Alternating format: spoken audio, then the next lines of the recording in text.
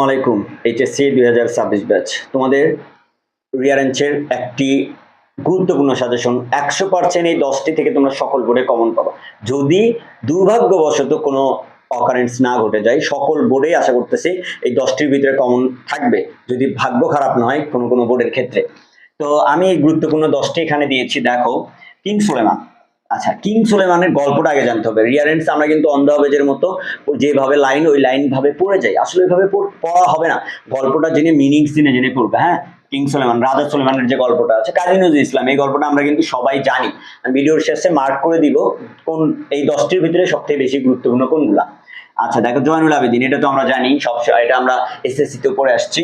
তারপরে নাসিরউদ্দিন হোজা, তারপরে Alexander and Porus, teacher and লাট, তারপরে the master and cook, Buddha and the poor man, the applicants and the Suleman, শাস্ত্রী করো।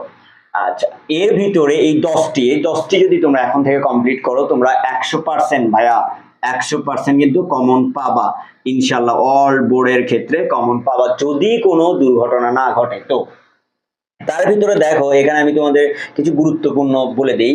তার আমার কাছে যেটা পার্সোনালি মনে হয়েছে, বুদ্ধ। হ্যাঁ, এটা কি ওই যে একটা পোর ম্যান, গরিবের মধ্যে গরিবের সাথে বুদ্ধর যে একটা গল্পটা আছে সেটা পড়বা। এটা একটু ভেরি ভেরি ইম্পর্টেন্ট দিয়ে রাখো। আচ্ছা, দ্য মাস্টার অ্যান্ড কুক, এটাও একটু ইম্পর্টেন্ট দিয়ে রাখো। টিচার, হ্যাঁ, টিচার আর স্টুডেন্টের মধ্যে যে গল্পটা, এটা তিনটা আমার কাছে মনে হয়েছে। এটাও আছে, ইম্পর্টেন্ট আছে, খারাপ না, এটাও ইম্পর্টেন্ট। কিং সুলেমান, এটা ইম্পর্টেন্ট। এই যে এটা ইম্পর্টেন্ট। হ্যাঁ,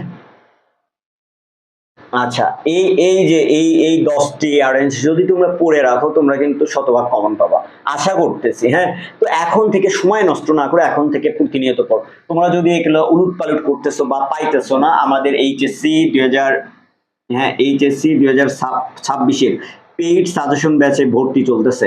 তোমরা ভর্তি হতে পারো, ওখানে সকল সাবজেক্টের সাজেশন দেওয়া আছে, উত্তর সহ দেওয়া আছে, কিভাবে পড়তে হবে সম্পূর্ণ দেওয়া আছে।